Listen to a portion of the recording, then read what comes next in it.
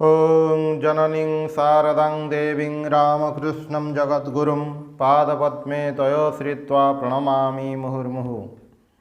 श्रीमा शारदा देवी स्मृति कथा पृष्ठ 377 श्री सुरेंद्रनाथ सरकार द्वारा श्री माँ को 1910 ख्रीष्टाब्द डिसेम्बर मासर बड़दिन समय ओडिशार कठार प्रथम दर्शन कली।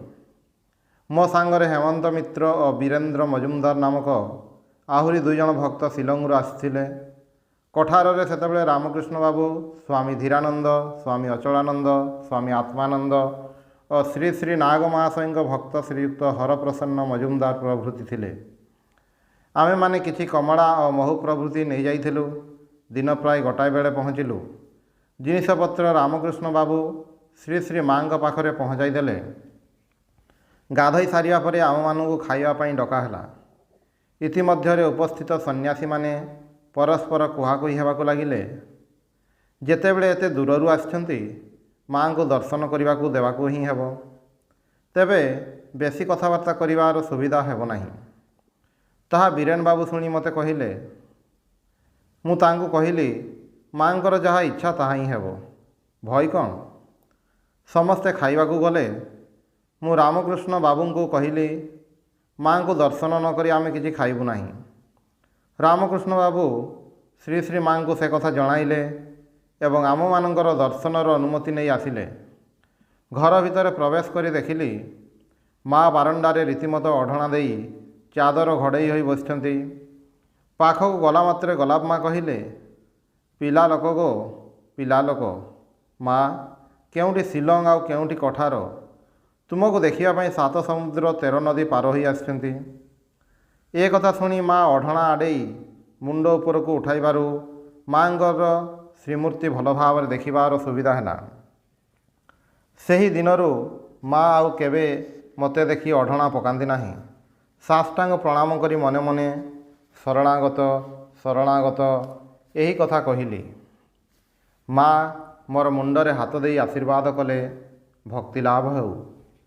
मु कहली, माँ एठारे दिने 2 दिन रहिबार इच्छा। बड़ मनीषों घर, तुमको दर्शन करिया बड़ मुस्किल। माँ कहले, मु तुम मानू डकई पठाइबी। वर्तमान खाई पी विश्राम कर। आमे खाई सारी विश्राम कलु। उपरओली पूजनिया गलाप माँ श्री श्री माँकर प्रसादी पायस गोटे ताटियारे आमको देई गले। कहिले, माँ तुम मानू यही पायस देइछंती। किछि क्षण पर जणे आसी कहिले, माँ आपण मानू डाकिछंती। आमे माने पुनर्बार दर्शन पाइलु। प्रणाम करि सारी माँ को कहली, माँ तुमको पदे 2 पद कथा कहिबी, समस्त सामने कहवा को इच्छा हो नहीं। माँ कहिले, ठीक अच्छे। जी आम मानू डाकी आनी तांको कहिले, तुमे टिकिए एठारु जाओ।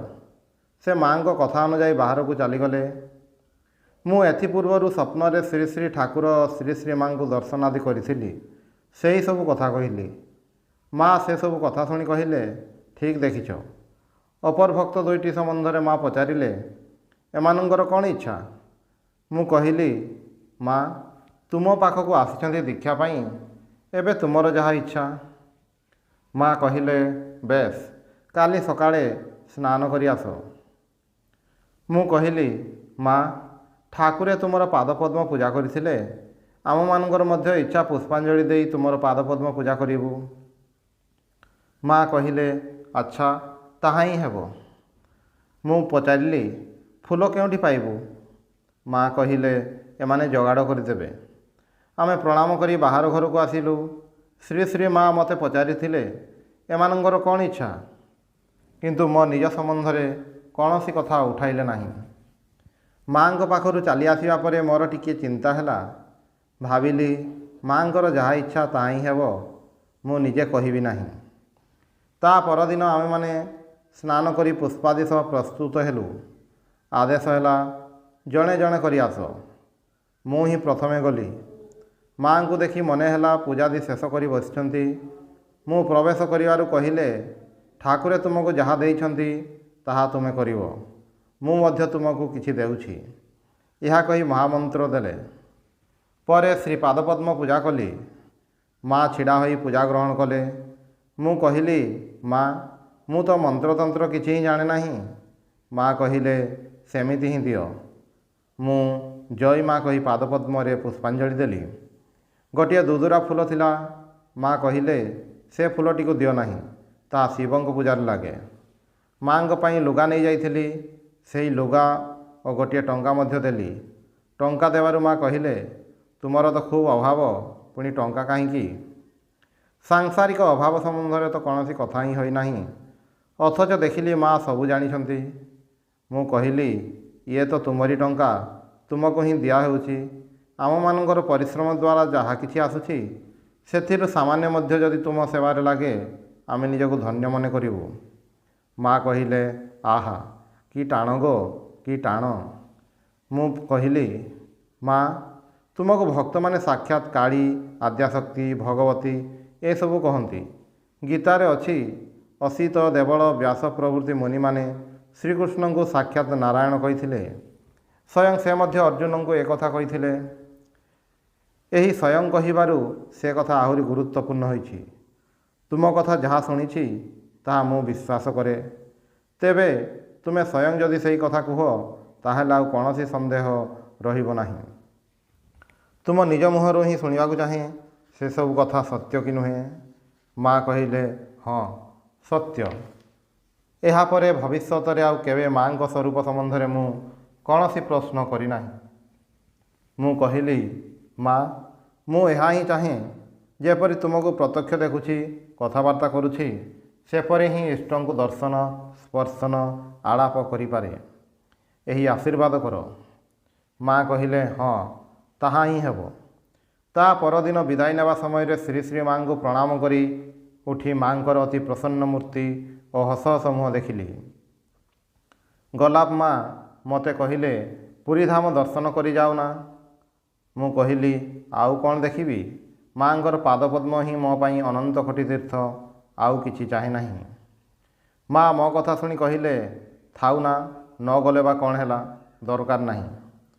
ଦ୍ୱିତୀୟ ଦର୍ଶନ 1912 ଖ୍ରୀଷ୍ଟାବ୍ଦ ମଇ ମାସରେ ଉଦ୍ବୋଧନ ଘରେ। ସେଥର ଶ୍ରୀଯୁକ୍ତ ରାଜେନ୍ଦ୍ର ମୁଖୋପାଧ୍ୟାୟଙ୍କ ଓ ମୋର ସହଧର୍ମିଣୀଙ୍କର ଦୀକ୍ଷା ହେଲା। ଶ୍ରୀମତୀ ରାଧୁ ଅସୁସ୍ଥ ଥିବାରୁ ବିଶେଷ କୌଣସି କଥାବାର୍ତ୍ତା ହୋଇନାହିଁ। ମୋର ଗର୍ଭଧାରିଣୀ ଓ ମାତାମହୀ ମୋ ସହିତ ଥିଲେ। ମୋର ଦୁଇଟି ପୁଅ ମଧ୍ୟ ସାଙ୍ଗରେ ଯାଇଥିଲେ। ସେମାନେ ମଧ୍ୟ ମାଙ୍କୁ ଦର୍ଶନ, ସ୍ପର୍ଶନ କରି ଧନ୍ୟ ହେଲେ।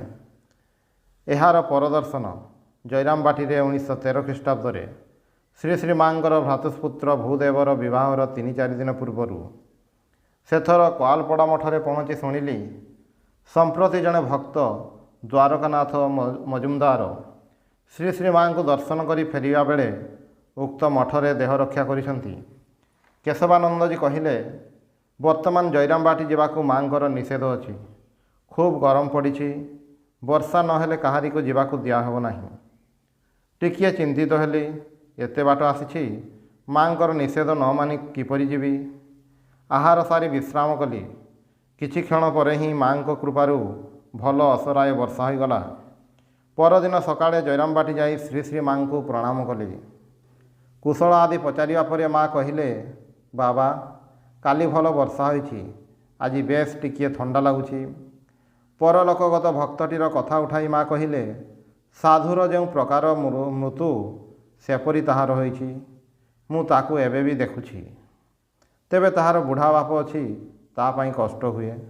ଏହା କହି ମା ଅଶ୍ରୁ ବିସର୍ଜନ କଲେ। କାଶୀଧାମରୁ ବ୍ରହ୍ମଚାରୀ ଦେବେନ୍ଦ୍ରନାଥ ଏହି ସମୟରେ ଜୟରାମବାଟିରେ ଉପସ୍ଥିତ ହେଲେ। ଉକ୍ତ ବ୍ରହ୍ମଚାରୀ ପୂର୍ବଜନ୍ମ କଥା ଜାଣିପାରୁଥିଲେ। 4-5 ବର୍ଷ ପୂର୍ବରୁ ମୋତେ କହିଥିଲେ, ମୁଁ ପୂର୍ବଜନ୍ମରେ ତାଙ୍କର ଗୁରୁ ଥିଲି। ମୁଁ କିନ୍ତୁ କିଛି ଜାଣେ ନାହିଁ। ତାଙ୍କର ସେହିସବୁ କଥା ପାଗଳ ପ୍ରଳାପ ବୋଲି ହସି ଉଡ଼େଇ ଦେଉଥିଲି। ଆମେ ଦୁଇଜଣ ଏକତ୍ର ହୋଇ ଶ୍ରୀ ଶ୍ରୀ ମାଙ୍କ ପାଖରେ ଉପସ୍ଥିତ ହେବାରୁ ମା ନିଜ ଆଡ଼ୁ କହିଲେ, ତୁମେ ଦୁଇଜଣ ଏକା ଜାଗାରେ ଥିଲ, ପୁଣି ଠିକ୍ ଏକା ଜାଗାକୁ ଆସିଛ। ଏହା ଶୁଣି ଦେବେନ୍ଦ୍ର ଆସ୍ତେ ଆସ୍ତେ ମୋତେ କହିଲେ, କ'ଣ ମୁଁ ଯାହା କହିଥିଲି ତାହା ଠିକ୍ ବୋଲି ମାଙ୍କ କଥାରୁ ବୁଝିଲେ ତ? ମୁଁ କହିଲି, ହୁଏତ ହେବ, ମୁଁ ତ କିଛି ଜାଣେ ନାହିଁ। ଶ୍ରୀ ଶ୍ରୀ ମାଙ୍କ ପାଖରୁ ବାହାରକୁ ଆସି ଦେବେନ୍ଦ୍ର ମୋତେ କହିଲେ, ମୁଁ ମାଙ୍କ ପାଖକୁ ସନ୍ନ୍ୟାସ ନେବାକୁ ଆସିଛି। କିନ୍ତୁ ଯେପର୍ଯ୍ୟନ୍ତ ଆପଣ ମାଆଙ୍କୁ ସେ ବିଷୟରେ ଅନୁରୋଧ ନ କରିଛନ୍ତି ସେ ପର୍ଯ୍ୟନ୍ତ ମୋର ମନୋବାଞ୍ଛା ପୂର୍ଣ୍ଣ ହେବ ନାହିଁ। ଠାକୁରଙ୍କ ଇଚ୍ଛାରେ ମୁଁ ଏ ସମୟରେ ଏଠାରେ ଆସିଛି। ଆପଣ ନ କହିଲେ ହେବ ନାହିଁ ବୋଲି ହିଁ ଠାକୁରେ ମୋତେ ଏ ସମୟରେ ଉପସ୍ଥିତ କରାଇଛନ୍ତି। ମୁଁ ଶ୍ରୀ ଶ୍ରୀ ଠାକୁର ଓ ମାଆଙ୍କୁ କାଶୀରେ ପ୍ରତ୍ୟକ୍ଷ ଦର୍ଶନ କରି ଆସିଛି। କଥାବାର୍ତ୍ତା ମଧ୍ୟ ହୋଇଥିଲା। ଏସବୁ ସତ କଥା। ମୁଁ କହିଲି ମୁଁ ଜମା କହିବି ନାହିଁ, ଦେଖାଯାଉ କ'ଣ ହେଉଛି। ଦେବେନ୍ଦ୍ର କହିଲେ, ତେବେ ମୋର ସନ୍ନ୍ୟାସ କୌଣସି ମତେ ହେବ ନାହିଁ। ଆମେମାନେ 7-8 ଦିନ ରହିଲୁ। ଦେବେନ୍ଦ୍ର ଇତିମଧ୍ୟରେ ଖୁବ୍ ବ୍ୟସ୍ତ ହୋଇପଡ଼ିଲା। ମୋତେ ବି ଏଥିରେ ଅତି ଆଶ୍ଚର୍ଯ୍ୟ ଲାଗିଲା। ଯାହା ହେଉ ଦିନେ ସକାଳେ ମୁଁ ଏକୁଟିଆ ଶ୍ରୀ ଶ୍ରୀ ମାଆଙ୍କ ପାଖରେ ଉପସ୍ଥିତ ହୋଇ କହିଲି, ମା, ତୁମକୁ ଗୋଟିଏ କଥା କହିବି।